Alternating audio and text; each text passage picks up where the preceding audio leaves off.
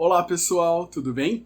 Sejam muito bem-vindos mais uma vez ao canal Mosaicos e Miscelâneas. O meu nome é André e hoje eu vou estar lendo para vocês mais um capítulo do livro Harry Potter e o Cálice de Fogo. Se você é novo aqui no canal, hoje nós vamos ler o último capítulo do livro, o capítulo 37, que se chama O Começo. Então, deixe o seu joinha, curte e compartilhe o nosso canal com quem você quiser. Se você tiver interesse para ouvir e ler os livros anteriores da série Harry Potter, a gente tem aqui algumas playlists no canal. É só ir lá, acessar a playlist e curtir o nosso trabalho, tá bom? Então divulguem com o maior número de pessoas que vocês puderem, que isso ajuda demais o canal. Vamos lá? Capítulo 37. O Começo. Quando relembrou os acontecimentos, mesmo um mês depois, Harry descobriu que havia pouco a se lembrar dos dias que sucederam. Era como se estivesse passando por coisas em excesso para poder absorver mais alguma. As lembranças que guardara eram muito dolorosas. A pior, talvez, tivesse sido o encontro com os Diggory, que ocorreu na manhã seguinte. Eles não o culparam pelo que acontecera, pelo contrário. Ambos lhe agradeceram por ter trazido o corpo do filho de volta. O Sr. Diggory soluçou a maior parte da entrevista. A dor da Sra. Diggory parecia ter ultrapassado o consolo das lágrimas. Ele sofreu pouco, então? Disse ela, depois que Harry lhe contou como Cedrico havia morrido. Afinal, Amos, ele morreu no momento em que venceu o torneio. Devia estar muito feliz. Ao se levantarem, ela olhou para Harry e disse: Cuide-se bem. Harry apanhou um saco de ouro na mesa de cabeceira. Podem levar, murmurou para a senhora. Deveria ter sido de Cedrico. Ele chegou à taça primeiro. Levem. Mas ela se afastou dele. Ah, não. É seu. Não poderíamos. Fique para você. Harry voltou à torre da Grifinória no dia seguinte. Pelo que Hermione e Ron lhe contaram, Dumbledore se dirigira à escola naquela manhã ao café. Pedira apenas que deixasse Harry em paz.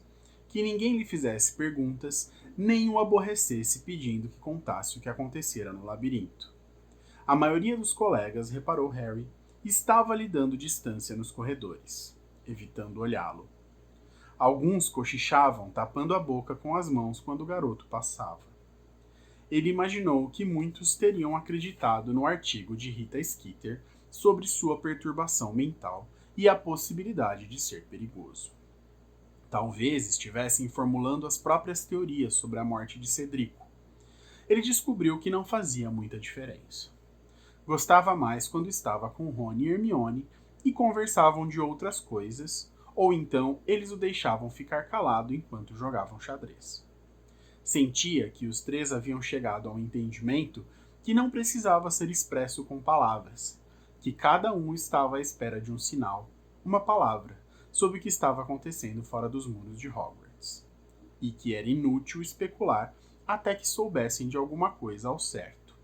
A única vez em que tocaram no assunto foi quando Ron contou a Harry sobre o encontro que a Sra. Weasley tivera com o Dumbledore antes de voltar para casa.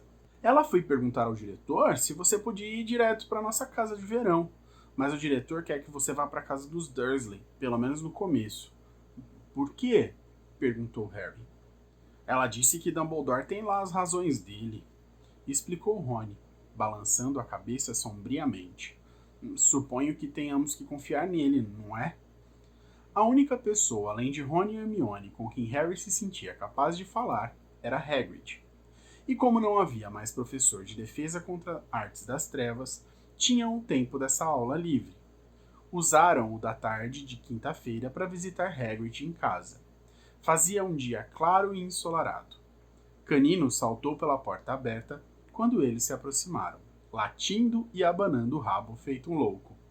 Quem está aí? Perguntou Hagrid, chegando até a porta.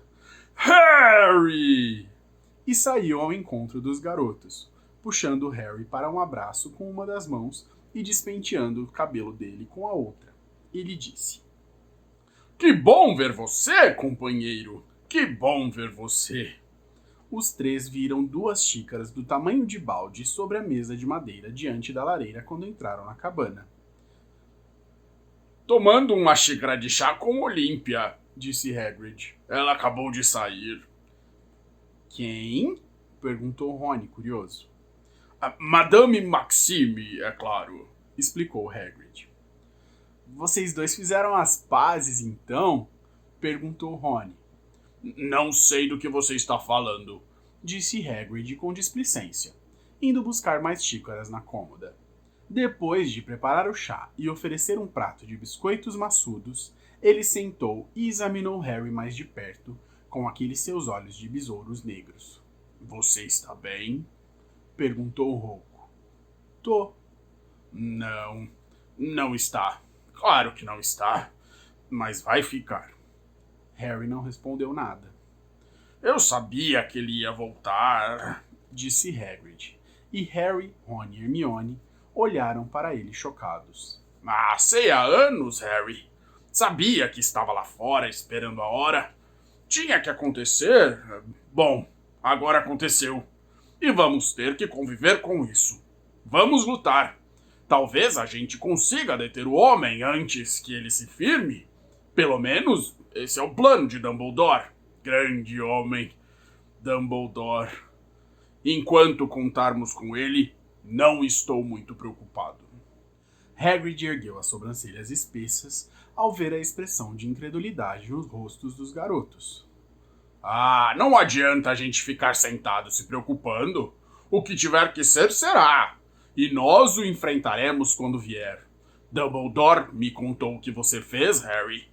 O peito de Hagrid inchou ao fitar Harry. Você fez tanto quanto seu pai teria feito. E não posso lhe fazer elogio maior. Harry retribuiu o sorriso do amigo. Era a primeira vez que sorria em dias. O que foi que Dumbledore lhe pediu para fazer, Hagrid? Perguntou o garoto. Ele mandou a professora Minerva convidar você e Madame Maxime para irem à sala dele naquela noite. Tem um trabalhinho para mim durante o verão, disse Hagrid. Mas é segredo. Não tenho licença para falar nem para vocês, hein? Olímpia, Madame Maxime para vocês. Talvez vá comigo. Acho que irá. Acho que a convenci. Tem ligação com o Voldemort? Hagrid fez uma cara ao ouvir aquele nome. Talvez, respondeu evasivamente. Agora, quem gostaria de visitar o último explosivinho comigo?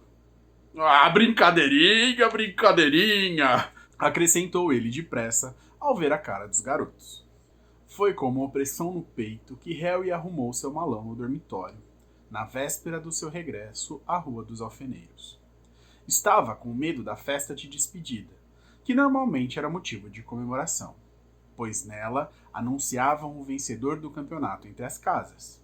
Ele andava evitando o salão principal quando estava cheio, desde que deixara a ala hospitalar, dando preferência a comer quando ficava quase vazio, para evitar os olhares dos colegas. Quando ele, Rony e Hermione entraram no salão, notaram imediatamente que não havia as decorações de costume. O salão principal, em geral, era enfeitado com cores da casa vencedora na festa de despedida. Essa noite, no entanto, havia panos pretos na parede e ao fundo, onde ficava a mesa dos professores. Harry percebeu instantaneamente que era um sinal de respeito por Cedrico. O verdadeiro olho tonto Moody estava à mesa, a perna de pau e o olho mágico nos lugares. Mostrava-se extremamente inquieto e assustadiço todas as vezes que alguém lhe falava. Harry não pôde culpá-lo. O medo que Moody tinha de ser atacado com certeza havia crescido depois de ficar preso no seu próprio malão durante 10 meses. O lugar do professor Karkaroff estava vazio. Harry se perguntou, ao sentar-se com os colegas da Grifinória, onde andaria o bruxo. Se Voldemort já o tinha alcançado. Madame Maxime continuava em Hogwarts. Estava sentada ao lado de Hagrid. Falavam entre si baixinho. Mais adiante, na mesa, ao lado da professora McGonagall, estava Snape. Seus olhos se demoraram em Harry por um momento, quando o garoto olhou em sua direção. Sua expressão era difícil de traduzir. Parecia tão amargurado e desagradável como sempre. Harry continuou a observá-lo muito depois do professor ter desviado o olhar. Que será que Snape fizera por ordem de Dumbledore na noite em que Voldemort ressurgira? E por quê? Por que Dumbledore tinha tanta convicção de que Snape estava realmente ao lado deles?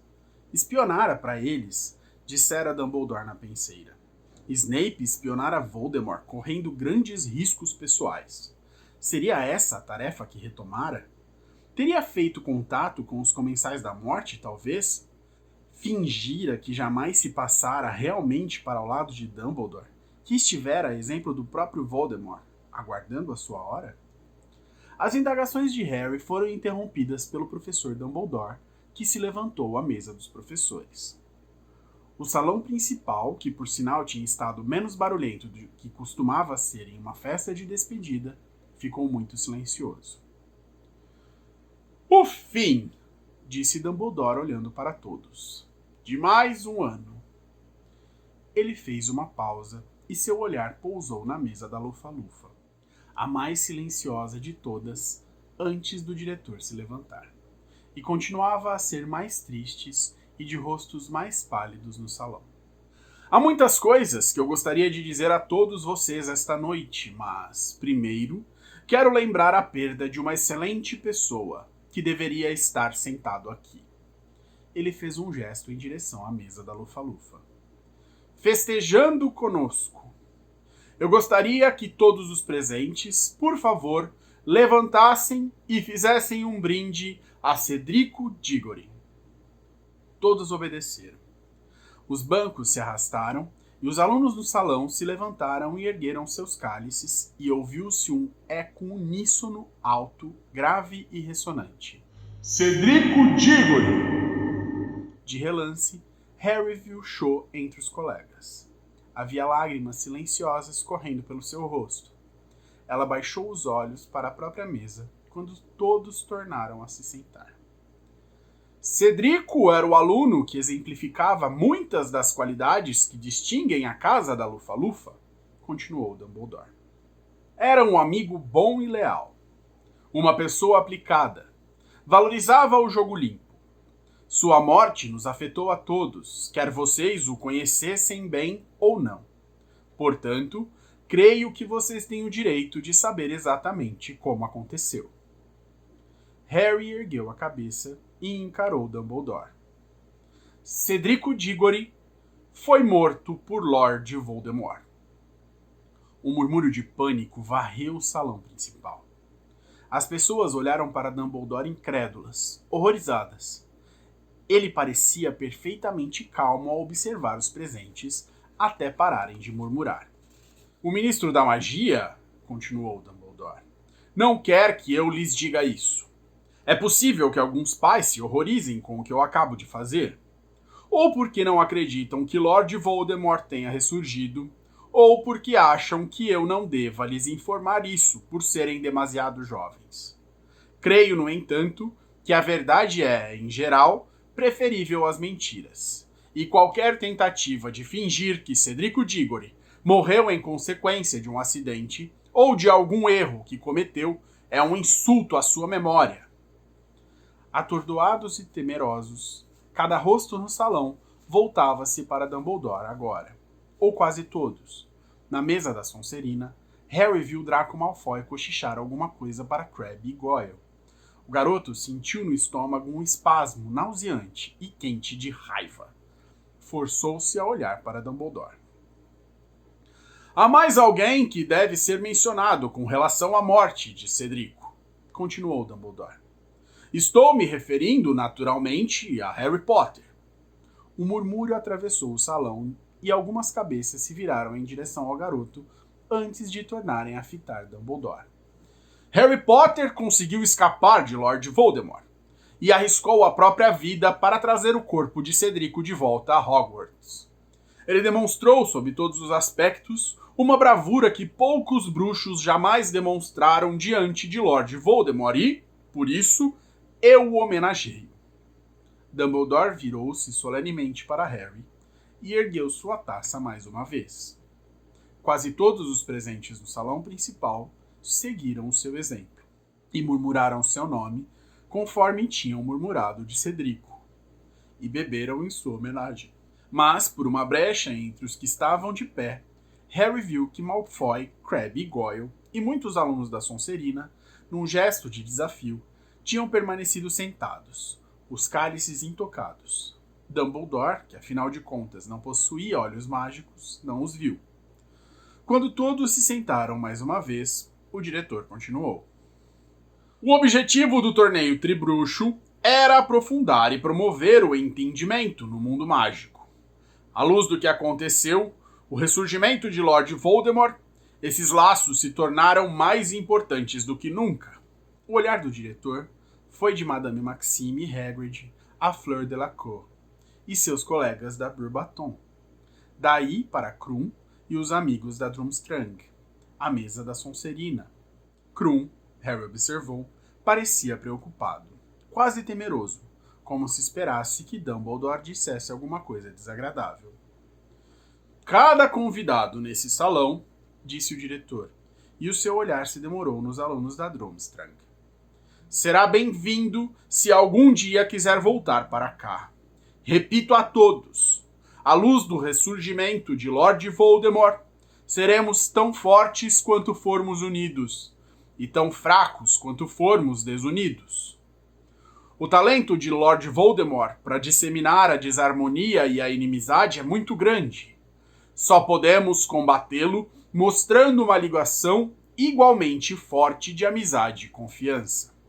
As diferenças de costumes e língua não significam nada se os nossos objetivos forem os mesmos e os nossos corações forem receptivos. Creio, e nunca tive tanta esperança de estar enganado, que estamos diante de tempos negros e difíceis. Alguns de vocês, neste salão, já sofreram diretamente nas mãos de Lord Voldemort. As famílias de muitos já foram despedaçadas. Há apenas uma semana, um aluno foi levado do nosso meio. Lembrem-se de Cedrico Diggory. Lembrem-se, se chegar a hora de terem que escolher entre o que é certo e o que é fácil. Lembrem-se do que aconteceu com um rapaz que era bom, generoso e corajoso, porque ele cruzou o caminho de Lord Voldemort. Lembrem-se de Cedrico Diggory. O malão de Harry estava pronto. Edviges presa na gaiola em cima do malão. Harry, Ron e Hermione aguardavam no salão de entrada lotado, com os demais alunos do quarto ano, as carruagens que deviam levá-los à estação de Hogsmeade. Fazia mais um belo dia de verão. Harry supôs que a Rua dos Alfeneiros estaria quente e cheia de folhas, os canteiros de flores em uma profusão de cores quando ele chegasse lá à noite. O pensamento não lhe trouxe prazer algum. Harry! Ele olhou.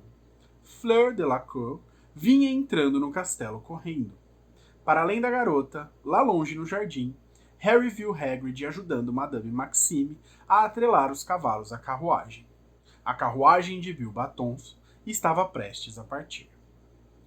Nos veremos outra vez, espero, disse Fleur, que estendeu a mão quando o alcançou. Estou querendo arranjar um emprego aqui para melhorar o meu inglês. Já é bastante bom, disse Rony com a voz meio estrangulada. Fleur sorriu para ele. Hermione amarrou a cara para o amigo. Adeus, Harry, disse Fleur, virando-se para ir embora. Foi um prazer conhecer você.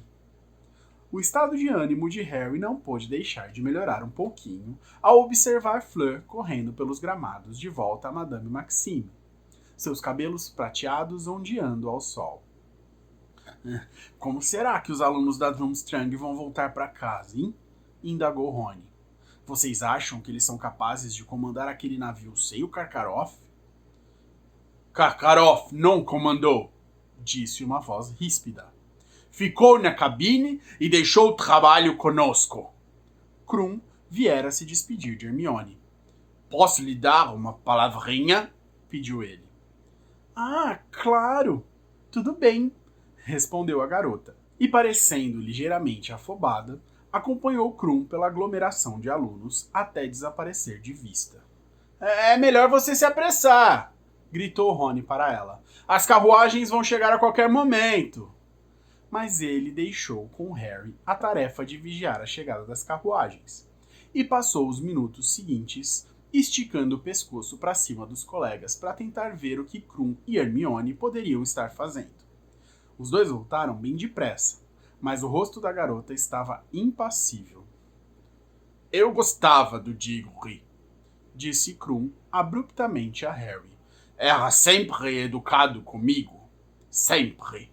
Mesmo eu sendo da Durmstrang com Karkaroff, acrescentou ele, fechando a cara. Vocês já têm um novo diretor?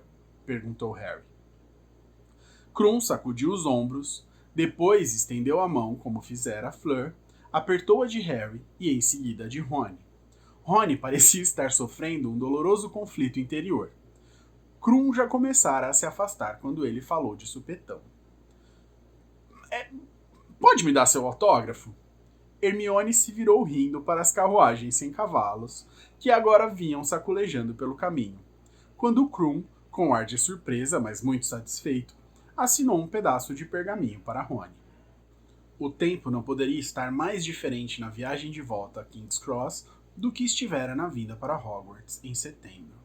Não havia uma única nuvem no céu. Harry, Rony e Hermione tinham conseguido uma cabine só para eles. Petitinho, mais uma vez, viajava escondida sob as vestes a rigor de Rony para não ficar piando continuamente. Edviges cochilava, a cabeça debaixo de uma asa. E Bichento se enroscara em um lugar vazio com uma grande almofada peluda cor de gengibre. Harry, Rony e Hermione conversaram mais longa e livremente do que haviam feito durante toda a semana, enquanto o trem os levava para o sul. Harry teve a impressão de que o discurso de Dumbledore na festa de despedida de alguma forma o desbloqueara. Tornara-se menos doloroso para ele falar sobre o que acontecera. Os amigos somente interromperam a conversa sobre as medidas que Dumbledore poderia estar tomando naquele instante para deter Voldemort quando o carrinho de comida chegou. Ao voltar do carrinho, Hermione guardou o troco na mochila e apanhou um exemplar do Profeta Diário que levava ali. Harry olhou para o jornal, pouco seguro se realmente gostaria de saber o que dizia. Mas Hermione, vendo-o olhar, disse calmamente: Não tem nada aqui. Pode ver por você mesmo. Não tem nada aqui. Estive verificando todos os dias. Só uma pequena notícia no dia seguinte à terceira tarefa, dizendo que você ganhou o torneio. O jornal sequer mencionou Cedrico. Nenhum comentário sobre nada. Se vocês me perguntarem, eu acho que Fudge está obrigando o jornal a se calar. Ele jamais faria Rita se calar, disse Harry. Não sobre uma história dessas. Rita não tem escrito nada desde a terceira tarefa, disse Hermione com uma voz extremamente contida. Aliás, acrescentou, agora com a voz ligeiramente trêmula, Rita Skeeter não vai escrever nadinha por algum tempo, a não ser que queira que eu ponha a boca no trombone sobre ela. Do que você está falando? Perguntou Rony. Descobri como é que ela fazia para escutar conversas particulares, já que estava proibida de entrar nos terrenos da escola, explicou a garota. Harry teve a impressão de que Hermione andava há dias doidinha para contar para eles, mas se contivera por conta de tudo mais que havia acontecido. Como é que ela fazia? Perguntou Harry na mesma hora. Como foi que você descobriu? Perguntou Rony, olhando admirado para a amiga. Bom, na realidade, foi você, Harry, quem me deu a ideia. Eu? Exclamou Harry perplexo. Como? Grampo, disse a garota satisfeita. Mas você disse que não funcionava? Não um grampo eletrônico. Não, sabe, Rita Skeeter? A voz de Hermione tremeu de silencioso triunfo. É um animago clandestino. Ela pode se transformar. Hermione tirou um frasco lacrado de dentro da mochila. Em um besouro. Você está brincando, exclamou Rony. Você não... Ela não está... Está. respondeu Hermione com ar de felicidade, mostrando o frasco para os amigos. Dentro havia uns gravetos e folhas, e um grande e gordo besouro. Nunca! Você tá brincando! Sussurrou Rony, erguendo o frasco à altura dos olhos. Não, não estou, disse Hermione com um largo sorriso. Apanhei-a no peitoril da janela da enfermaria. Olhe com atenção e você vai notar as marcas em volta das antenas, exatamente iguais às daqueles óculos horrorosos que ela usa. Harry olhou e viu que a garota tinha razão. E ele também se lembrou de uma coisa. Vi um besouro em cima da estátua na noite em que ouvimos Hagrid falando com Maximus sobre a mãe dele. Exatamente, confirmou Hermione. E Victor tirou um besouro dos meus cabelos quando estávamos conversando na beira do lago.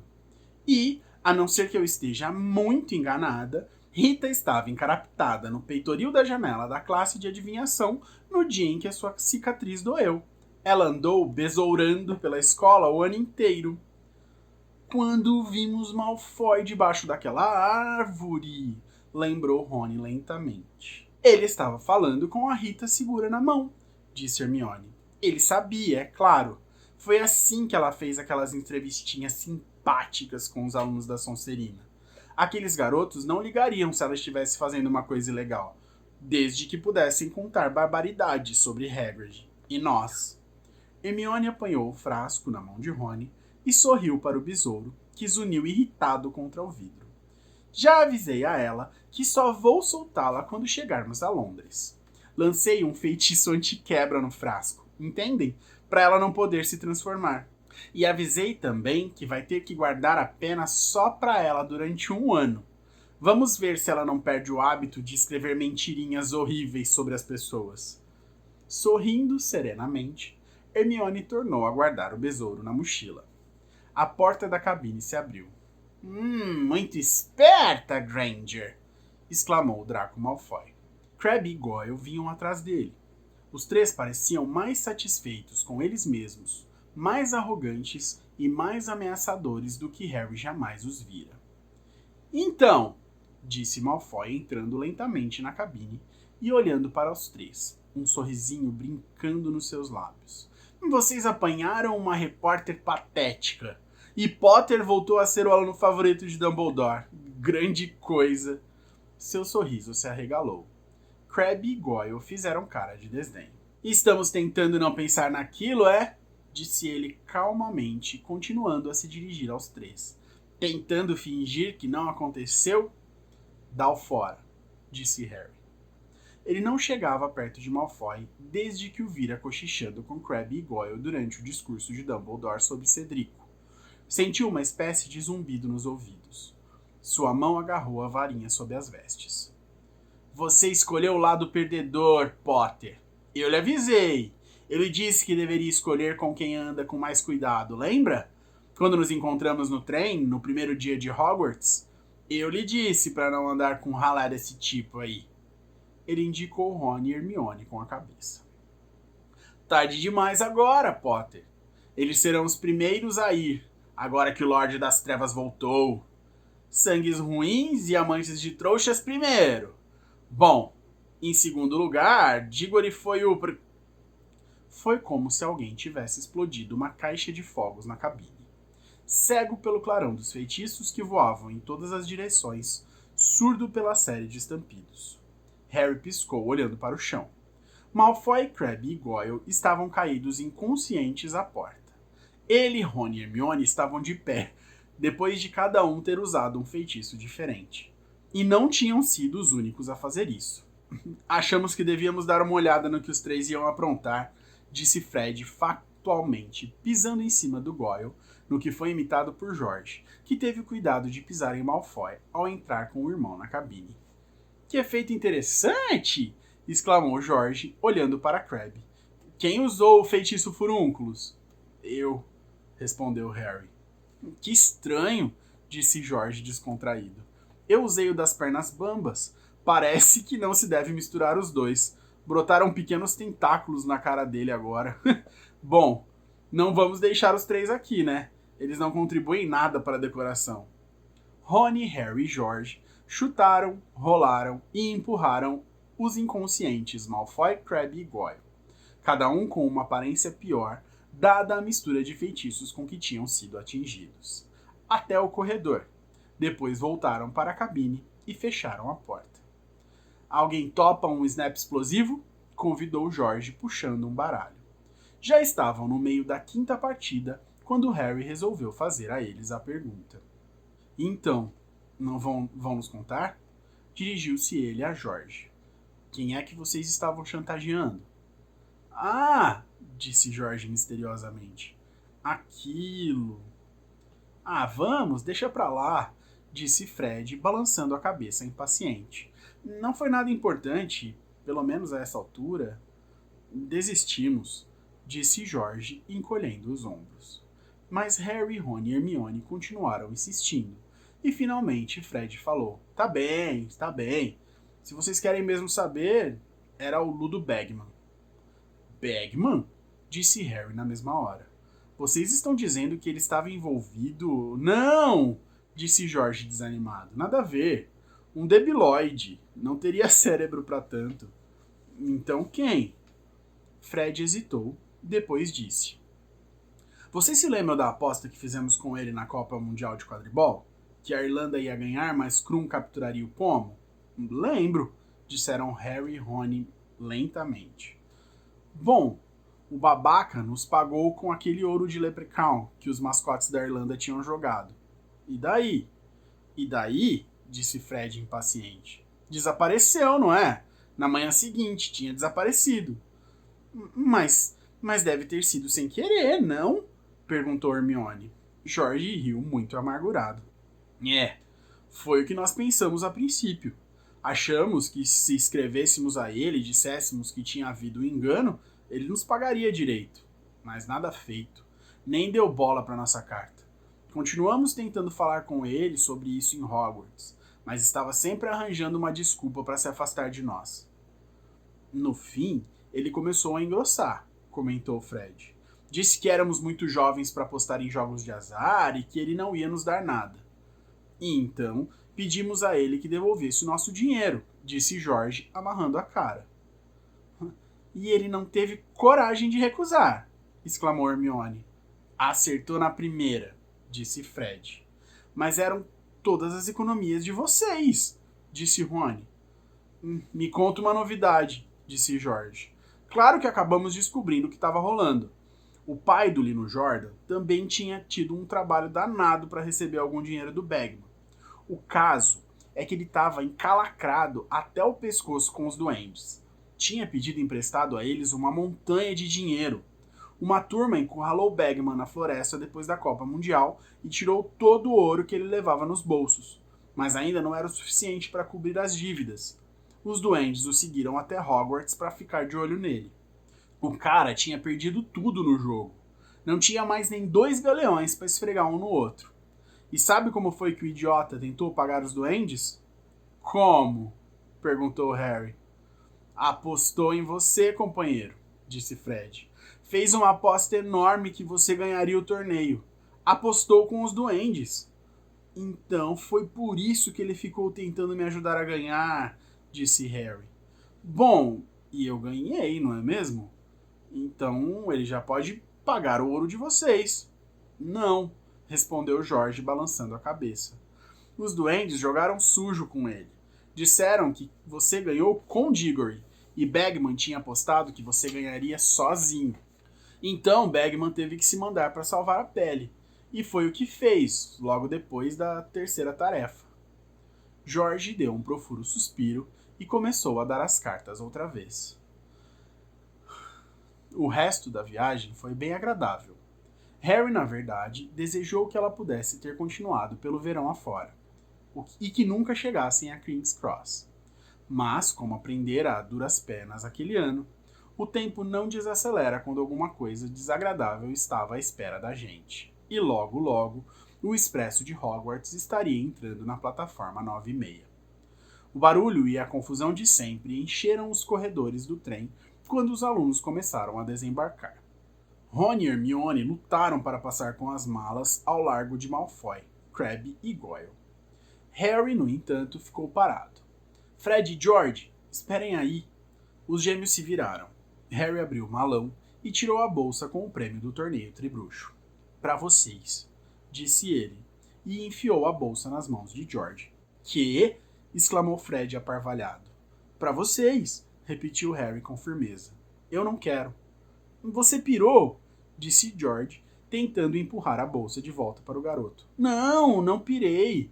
Fiquem com ele, continuem inventando. É para a loja de logros. Ele pirou, disse George, com assombro na voz. Escutem, disse Harry decidido. Se vocês não aceitarem, eu vou jogar fora. Eu não quero o ouro e não preciso dele.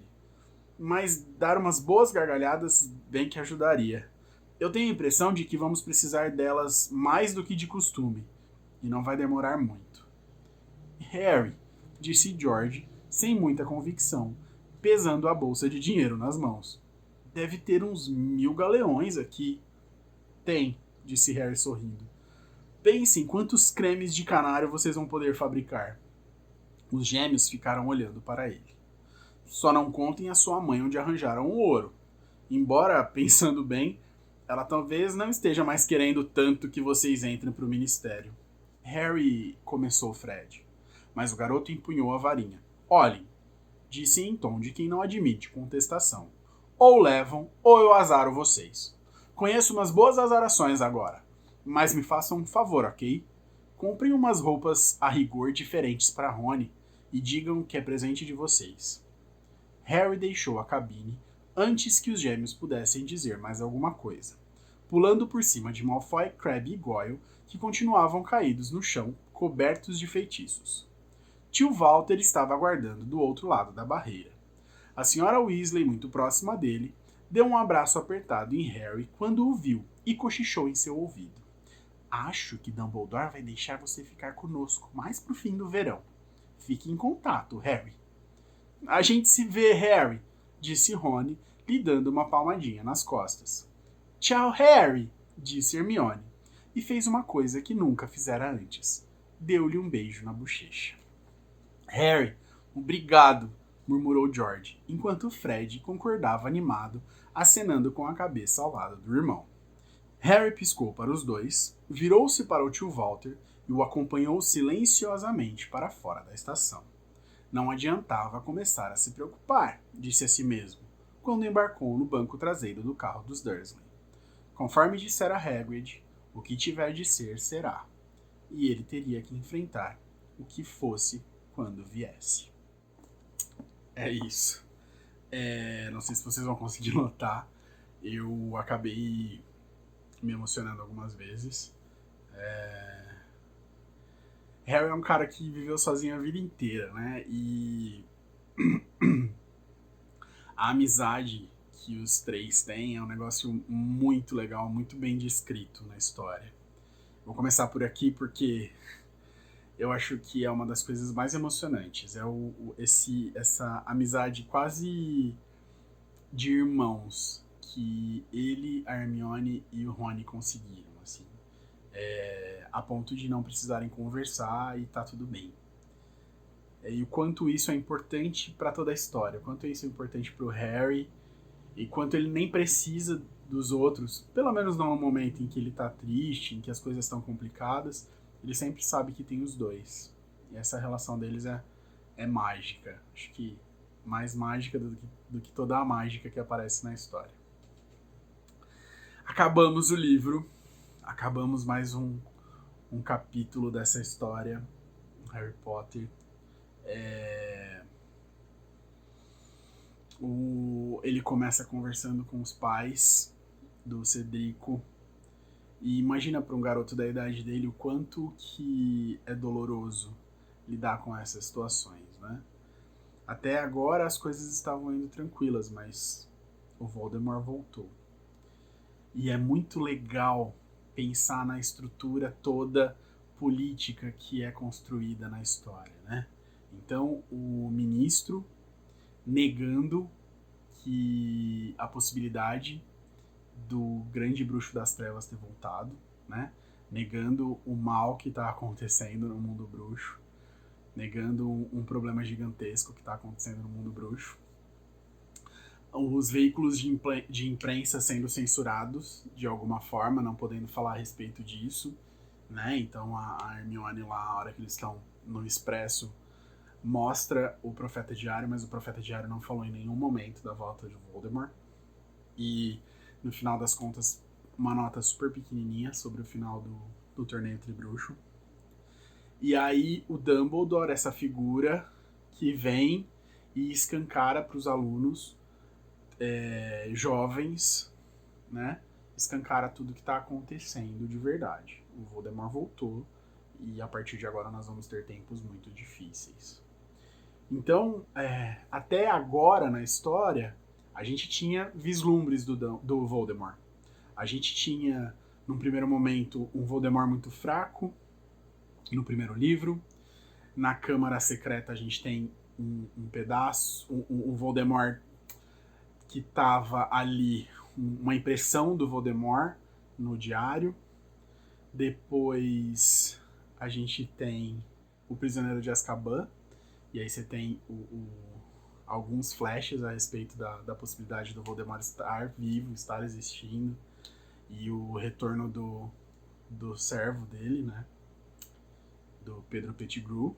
E aí a gente vê agora que era muito importante que o Pedro Pettigrew voltasse para trazer o Voldemort de volta, e o Voldemort voltou. Voltou fisicamente e com toda a força que ele podia, ou talvez mais forte do que ele jamais esteve. A partir de agora a história começa a ficar mais tensa. Tudo gira em torno de como é que os bruxos não corrompidos, né, vão lutar contra a possibilidade do ataque do Voldemort. E quando que esse ataque vai acontecer, como que isso vai acontecer. A história começa a ficar mais interessante, os detalhes começam a ficar mais importantes, as relações, os diálogos. Então a gente já vai começar logo logo o quarto livro. E eu espero que vocês estejam por aqui pra gente continuar essa aventura juntos, tá bom? Eu agradeço demais vocês por terem lido tudo até aqui, por terem acompanhado todos os vídeos junto com a gente. E eu espero que vocês fiquem com a gente até o final dessa saga e quem sabe de futuras sagas por aqui. Um beijo enorme, um beijão no coração de vocês e até a próxima. Tchau, tchau.